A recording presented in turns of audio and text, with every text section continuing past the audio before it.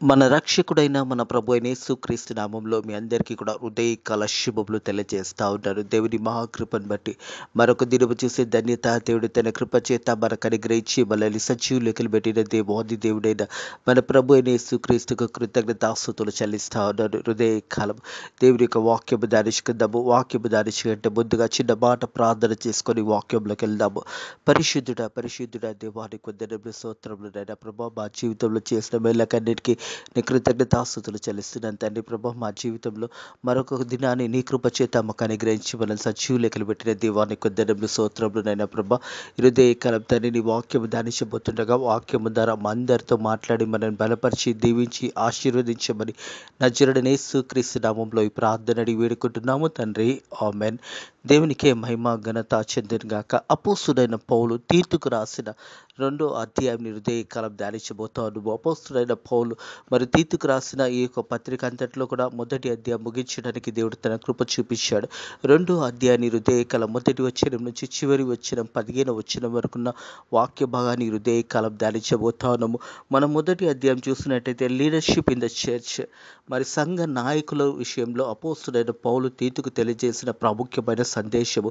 2వ అధ్యాయానికి చూసినట్టయితే right living in the church అనే అంశం హృదయకాలము ధ్యానించబోతాను. సంఘంలో సరి అయిన విధంలో మరి జీవించడము అనేది ఎంతో ప్రాముఖ్యమైనది. అలాగే సేవకుడు వాక్యాన్ని చెప్తున్నాడు, వాక్యము విని వాక్యానుసారంగా నడుచుకోవాలనే అంశం హృదయకాలము మనం ధ్యానించబోతాను. తీతుకు రాసిన పత్రిక చూసినట్టయితే 2వ అధ్యాయము మొదటి 2 వచనంలో చూసినట్టయితే నీవు హితబోధకు అనుకూలమైన సంగతులను బోధించుము.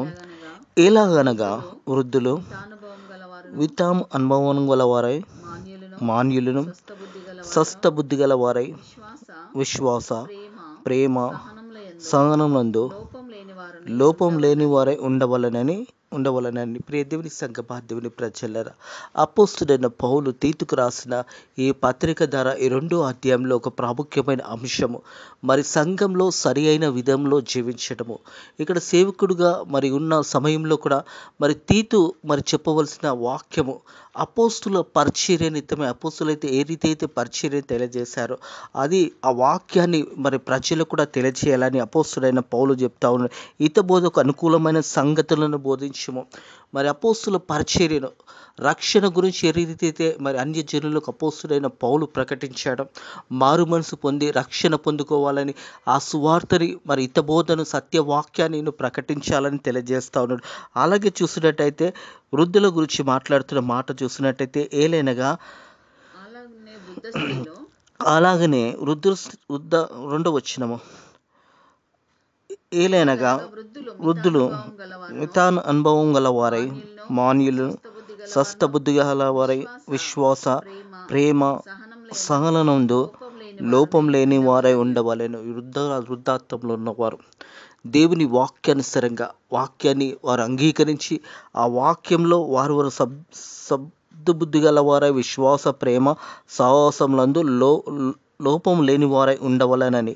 మరి వృద్ధాత్వంలో ఉన్నవారు కూడా ఇక్కడ చూసినట్టయితే ఈ యొక్క 2వ అధ్యాయంలో అపోస్తుడైన పౌలు తీతుకు రాసిన పత్రిక వృద్ధుల నుంచి మొదలుకొని యవ్వనస్తుల వరకు ఎలా ఉండాలి అనేది ఈ యొక్క అధ్యాయంలో తెలియజేస్తాడు. మొదటగా వృద్ధుల గురించి మాట్లాడుతూ ఉన్నాడు.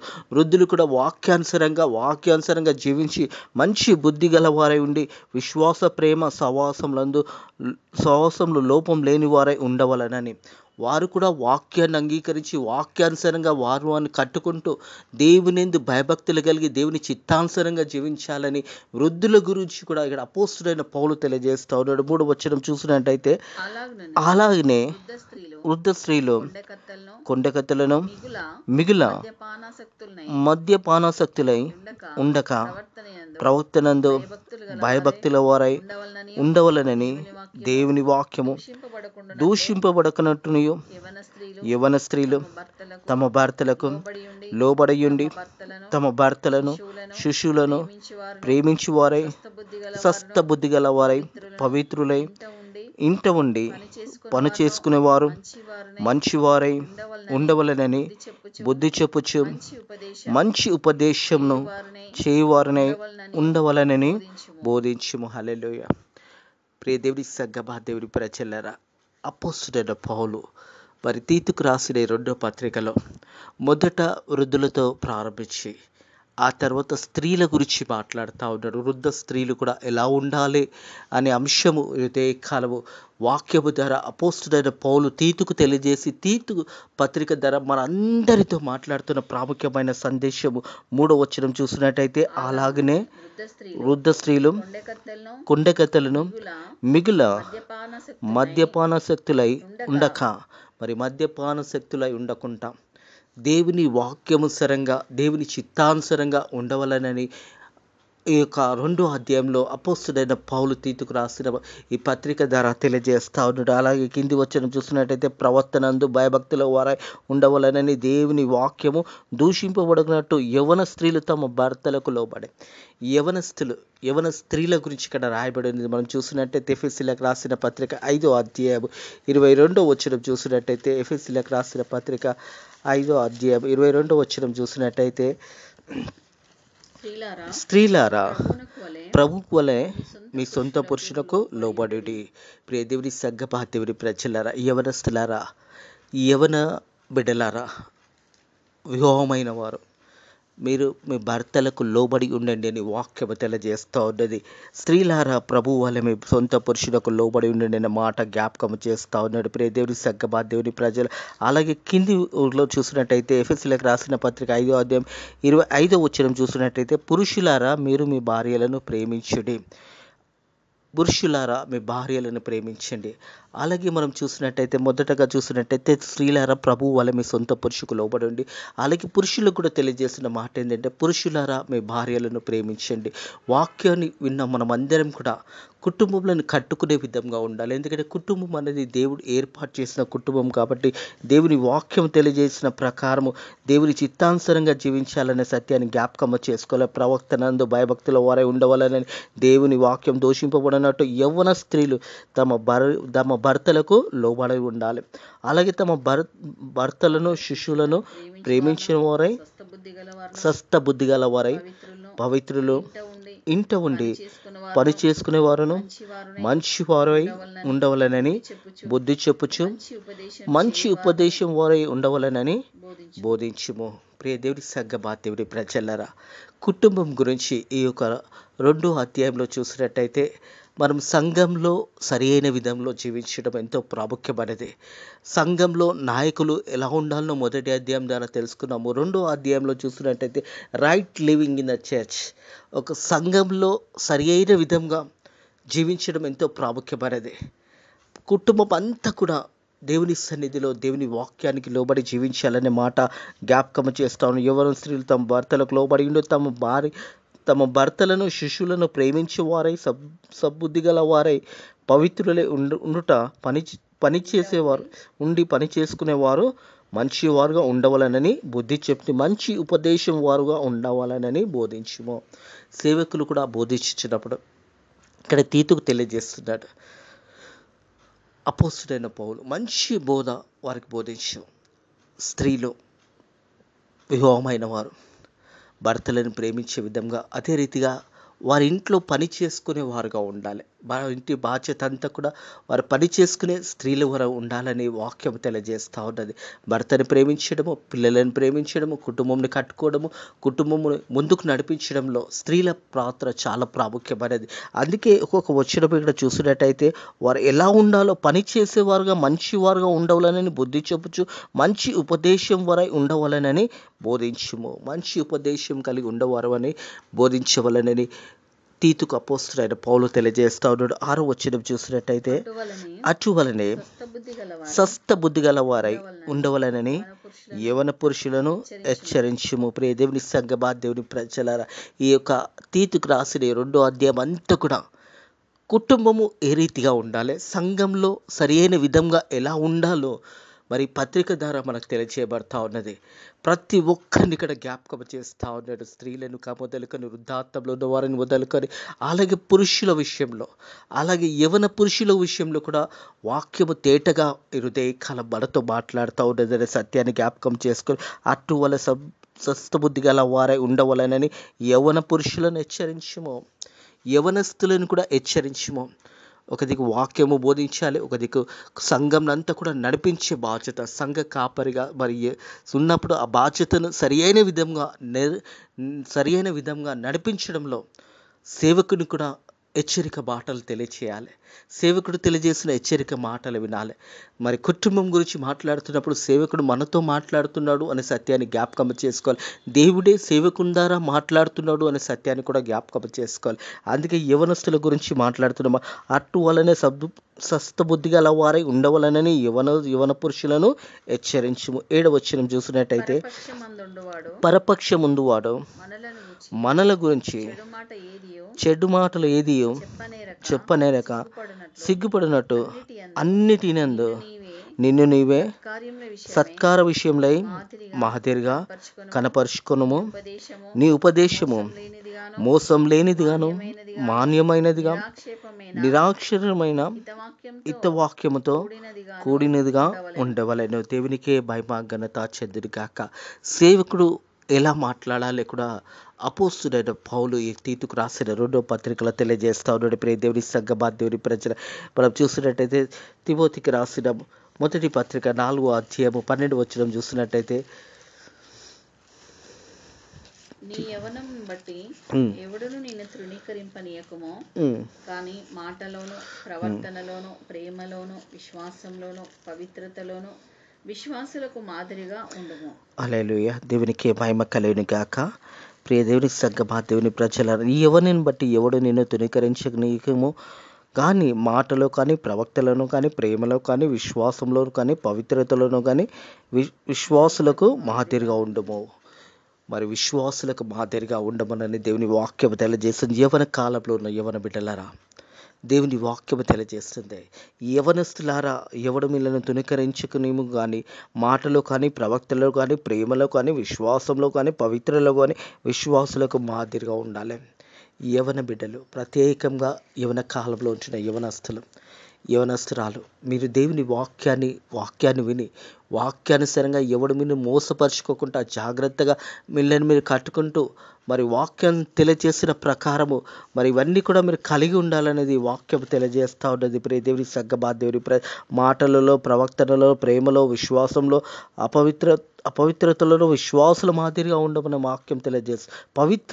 పవిత్రులు విశ్వాసుల మాదిరిగా ఉండవలమని వాక్యం తెలియజేస్తూ ఉన్నది. తిరిగి మనం తీతుకు రాసిన 2వ పత్రికకు వచ్చినట్టయితే 8వ వచనం మరొకసారి గమనించినట్టయితే, ఏది చెప్పనేరక సిగ్గుపడినట్టు అన్నిటి అందులో నీవే సత్కార విషయంలో మాదిరిగా కనపరుచుకొనుము. నీ ఉపదేశంలో మోసం లేనిదిగా మాన్యమైనదిగా నిరాక్షరమైన హితవాక్యంతో కూడినగా ఉండవలని. నీ ఉపదేశము మోసం లేనిదిగా మాన్యమైనది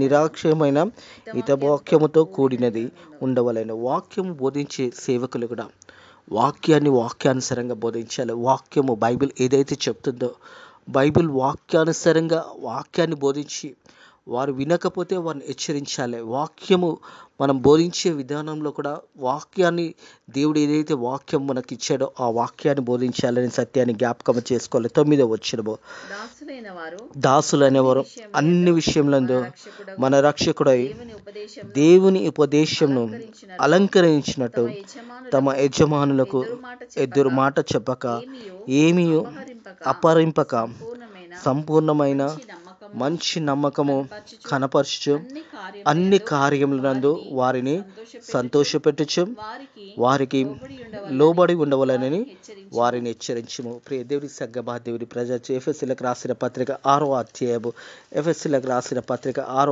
5వ వచనం చూసినట్టయితే, దాసులారా యథార్థమైన భయముతోనే వణుకుతోను క్రీస్తును వలె శరీర విషయంలో మీ యజమానులైన వరకు విధేయులైనది. యజమానులకు ఇది ఒక ఫుల్ గాస్పెల్ టు ఫ్యామిలీ.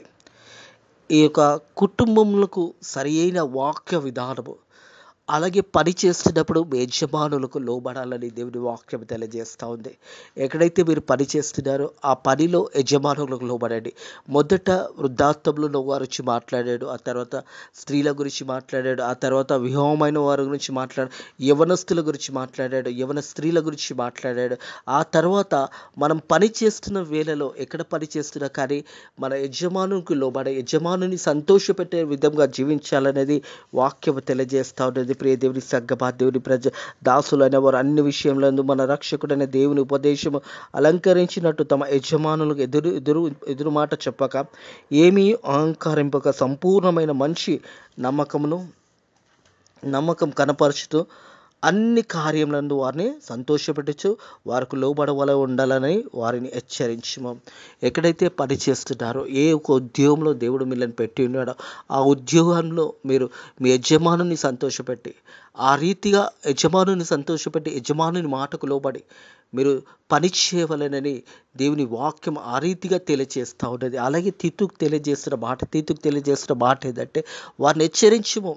ఎక్కడైతే పని చేస్తున్నారో వారి యజమానుడు వారిని చూసినప్పుడు యజమానుడు సంతోషించి వారు చేస్తున్న పనిని బట్టి యజమానుడు సంతోషముతో వారు మంచి పనివారుగా వారు చేస్తున్నారని నమ్మకంతో యజమానుడు మిమ్మల్ని చూసినప్పుడు మీ మీద ఒక నమ్మకం కలిగి ఉండే విధంగా మీరు జీవించాలనేది వాక్యం తెలియజేస్తూ ఉన్నది. తిరిగి మనం 11వ వచనంకి వచ్చినట్టయితే ఏలైనగా సమస్త మనుషులకు రక్షణకరమైన దేవుని కృప ప్రత్యక్షమై మనము భక్తిహీనతను ఇహలోక సంబంధమైన దురాశలను విస్తరించి శుభప్రదమైన నిరీక్షణిత్యము అనగా మా దేవుడును మన రక్షకుడైన యేసుక్రీస్తు మహిమ యొక్క ప్రత్యక్షత కొరకు ఎదురుచూచు ఈ లోకంలో స్వస్థ బుద్ధితోను నీతితోను భక్తితోను బ్రతుకుతుండవలనని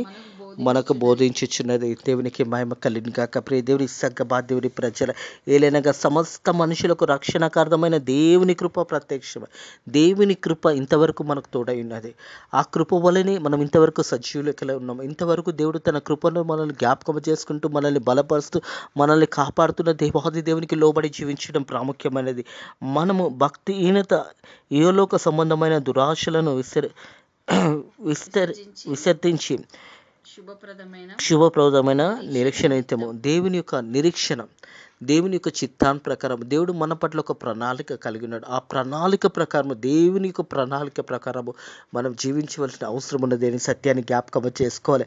అనగా మా దేవుడును 13వ వచనం మన రక్షకుడైన యేసుక్రీస్తు మహిమ యొక్క ప్రత్యక్షత కొరకు ఎదురుచూచు ఈ లోకంలో స్వస్థ బుద్ధితోను నీతితోను భక్తితోను బ్రతుకుచుండవలనని మనకు బోధించుచున్నది. మనకు ప్రాముఖ్యమైన బోధ దేవుని వాక్యం ఏం తెలియజేస్తుందంటే ప్రియ దేవుని సంగమ ఈ లోకంలో స్వస్థ బుద్ధితో నీతి భక్తి బ్రతుకుచుండవలనని మనకు బోధించింది. నీతి మరి భక్తి, మన నీతి కానీ మన భక్తి కానీ ఈ యొక్క సమయంలో సంఘంలో మనం జీవిస్తున్న విధానాన్ని మనల్ని మనం పరిశోధించుకొని మనం ఎలా సంఘంలో మనల్ని మనం కట్టుకుంటున్నాము, సంఘంలో మనం ఎలా జీవిస్తున్నాము, కుటుంబము అనే సంఘము మరి దేవాది దేవుడు సంఘానికి శిరస్సు అయి ఉన్నాడు.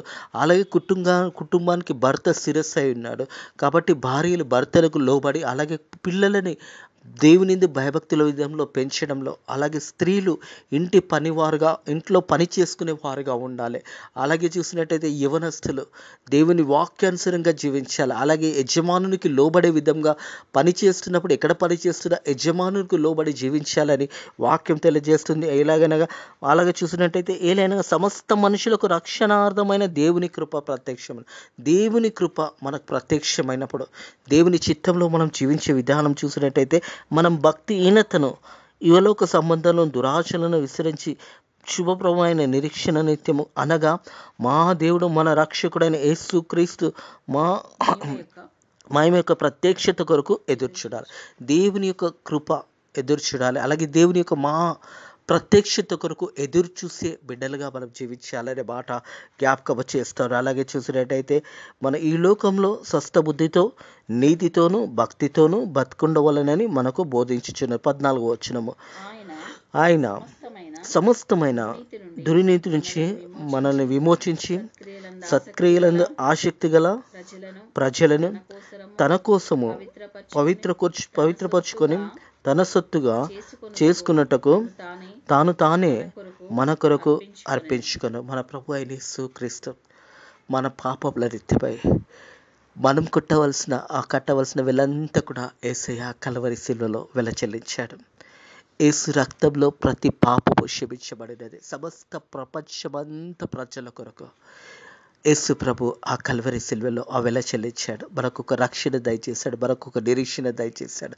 ఎవరైతే యేసే దగ్గరకు వచ్చి వారి పాపంలో ఒప్పుకుంటే వారి పాపాలన్నీ కూడా క్షమించడానికి ఈరోజు కూడా తండ్రి కుడి పాశంలో కూర్చొని యేసే సిద్ధంగా ఉన్నాడు. మనందరి నిత్యమై మన పాపముల నిత్యమై కల్వరి శిలువలో చనిపోయి తిరిగి 3వ రోజు లేసి తండ్రి కుడి పాశంలో కూర్చొని ఉన్నాడు. సత్యాన్ని జ్ఞాపకం చేసుకోవాలి. ప్రియ దేవుని సంగమా, దేవుని ప్రజలు, ఆయన సమస్తమైన దుర్నీతి నుంచి మనల్ని విమోచించి, అందుకే అంటారు కదా, యోహాను రాసిన మొదటి పత్రిక ఒకసారి చూసినట్టయితే 1వ అధ్యాయం 9వ వచనంలో చూసినట్టయితే, యోహాను రాసిన మొదటి పత్రిక 9వ వచనము, మన పాపంలో మనం ఒప్పుకునే ఎడల ఆయన నమ్మదగిన వాడు, నీతిమంతుడు గనుక ఆయన మన పాపములను క్షమించి సమస్త దుర్నీతి నుంచి మనల్ని పవిత్రులా చేశాడు. సమస్త దుర్నీతి నుంచి.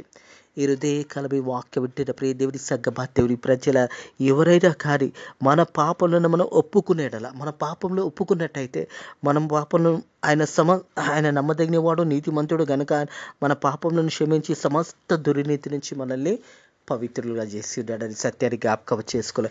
ఆయన సమస్త దుర్నీతి నుంచి మనల్ని విమోచించి సత్క్రియలందు ఆసక్తి గల ప్రజలకు తన కోసము పవిత్రపరుచుకొని తమ సొత్తుగా చేసుకున్నట్టుకు తాను మన కొరకు అర్పించుకునేను. మన కొరకు ఆ కల్వరి శిలువలో ప్రభువైన యేసుక్రీస్తు మరణం ద్వారా ప్రతి పాపము కొట్టివేయబడేది. మన కోసము దేవాది దేవుడు ఈ లోకానికి వచ్చాడు. మన పాపముల నిత్యము దేవాది దేవుడు ప్రభు అయిన యేసుక్రీస్తు ఈ లోకానికి వచ్చాడనే సత్యాన్ని జ్ఞాపకం చేసుకోవాలని ప్రభు పేరట తెలియజేస్తాను. అలాగే 15వ వచనం చివరి వచనము, వీటిని గూర్చి బోధించుచు హెచ్చరించుచు సంపూర్ణ అధికారంతో దుర్బోధను ఖండించుచుండుము, నిన్ను వనిని తునకరింపకనీయము. ప్రియ దేవుని సంగమా, దేవుని ప్రజలారా, చివరి వచనము సేవకునికి తెలియజేస్తున్న మాట.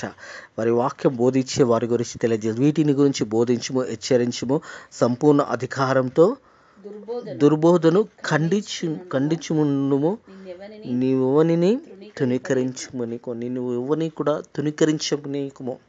నువ్వు చెప్తున్న వాక్యము సత్యవాక్యముగా ఉండాలి. ఎందుకంటే దేవాది దేవుడు తెలియజేసిన వాక్యానుసారంగా మనము వాక్యము విన్నవారం కూడా సేవకులు చెప్తున్న మాటలు విని ఆ వాక్యానుసారంగా మనల్ని మనం కట్టుకొని సంఘంలో ఒక కుటుంబము సరి అయిన విధంలో జీవించడము చాలా ప్రాముఖ్యమైనది అనే సత్యాన్ని జ్ఞాపకం చేసుకోవాలి. Right living in the church. మరి సంఘంలో కుటుంబము అనేది చాలా ప్రాముఖ్యమైనది. వృద్ధులను మొదలుకొని, అలాగే స్త్రీలను మొదలుకొని, వృద్ధాత్వంలో స్త్రీలను మొదలుకొని, అలాగే యవనస్తులను మొదలుకొని, అలాగే చూసినట్టయితే ప్రియ దేవుని సంగమా, దేవుని ప్రజల, యవన స్త్రీలు వివాహమైన వారు భర్తలను ప్రేమించాలి, అలాగే భర్తలు భార్యలను ప్రేమించాలి, అలాగే పిల్లలను సరైన విధంలో పెంచాలి. మరి భార్యలు కుటుంబంలో వారు పని చేసుకుంటూ వారు ఇంట్లో ఉండి పనులన్నీ చేసుకునే విధంగా ఉండాలి. అలాగే యవనస్తులు దేవుని మార్గంలో ఎప్పుడు కూడా నివసించాలి. దేవుని యొక్క పరిచయాలలో, దేవుని యొక్క సేవలు ముందుకెళ్ళాలి. తీతు కూడా యవనస్తుడే, బలమైన నాయకుడు, బలమైన వ్యక్తి. అలాగా మనం కూడా మన పిల్లలను ఒక బలమైన వ్యక్తులుగా, బలమైన సేవకునిగా, బలమైన పరిచర్య చేసే వ్యక్తులుగా వారిని ముందుకు నడిపించే విధంగా మన కుటుంబంలో కూడా మనం కట్టుకొని మనం సంఘంలో సరైన విధంగా జీవించి మనం అనేకులకు ఆదర్శంగా నిలవాలనేది దేవుని యొక్క వాక్యం తెలియజేస్తుంది. ఇటు మాటలను దయకాలము దేవుడు మీ హృదయాలలో వాక్యాన్ని ఫలింపచేసి మీరు కూడా కుటుంబంలో, సంఘంలో ఒక సరి అయిన విధంగా దేవుని వాక్యానుసారంగా జీవించి మనల్ని మనం భద్రపరుచుకుంటూ అనేకులను రక్షణ మార్గంలో తెచ్చే విధంగా, అనేకులకు వాక్యాన్ని బోధించే విధంగా మనల్ని కట్టుకుంటూ సరైన కుటుంబంను ఇతరులు చూసినప్పుడు ఈ కుటుంబం నిజమైన క్రైస్తవ కుటుంబము, నిజమైన దేవుని బిడ్డలు అని సాక్ష్యం కలిగి జీవించినప్పుడు మన కుటుంబం కూడా సంఘంలో సరైన విధంగా జీవించగలుగుతాం అనే సత్యాన్ని జ్ఞాపకం చేసుకోవాలి. దేవుడి మాటలను దీవించి ఆశీర్వదించును కాక. ప్రార్థన చేసుకుందాము. Thank you Lord, thank you Jesus, thank you Holy Spirit. నేను సంఘంలో సరైన విధంగా జీవించాలనే అంశం ద్వారా మాతో మాట్లాడి మనల్ని బలపరిచిన దేవానికి దండములు స్తోత్రములు తండ్రి ప్రభా. మేము కూడా సంఘంలో నైనా సరైన విధంగా జీవిస్తూ నీ వాక్యానుసారంగా మనల్ని మేము కట్టుకుంటూ వాక్యంని అనేకులకు బోధించే బిడ్డలుగా ఉండడానికి నీ కృప ద్వారా సాయం చేయండి. సర్వలోకానికి వెళ్ళి సర్వ సృష్టికి సువార్త ప్రకటించండి తండ్రి నువ్వు సెలవిచ్చిన మాటను జ్ఞాపకం చేసుకుంటూ యేసయ్యా మేము ఆ రీతిగా జీవించడానికి నీ కృప ద్వారా సాయం చేయండి. భారతదేశంలో ఉన్న సేవకులను సేవకురాలను దీవించండి. అలాగే పరిచర్య చేస్తున్న బిడ్డలను దీవించండి. నేను ప్రభా సువార్త సేవ చేస్తున్న బిడ్డలను దీవించండి. అలాగే యేసయ్యా ఫెయిత్ మినిస్ట్రీస్ పరకాల ప్రాంతంలో ఉన్న మందిరాన్ని కూడా మీరు దీవించి ఆశీర్వదించండి. ఈ రోజంతా నీ కృపలో మనల్ని బలపరిచి దీవించి ఆశీర్వదించమని నజరుడైన యేసుక్రీస్తు నామములో ఈ ప్రార్థన అడిగి వేడుకుంటున్నాము తండ్రి. ఆమెన్. మన రక్షకుడైన మన ప్రభు అయిన యేసుక్రీస్తు యొక్క కృప, సమాధానము, నెమ్మది ఆయనందు భయభక్తుల బిడ్డలకు ఇప్పుడు ఎల్లవడం సదాకాలము దేవుని యొక్క కృప, సకల ఆశీర్వాదాలు మీకు మీ కుటుంబంలోకి తోడై నీడయుండును గాక. ఆమెన్.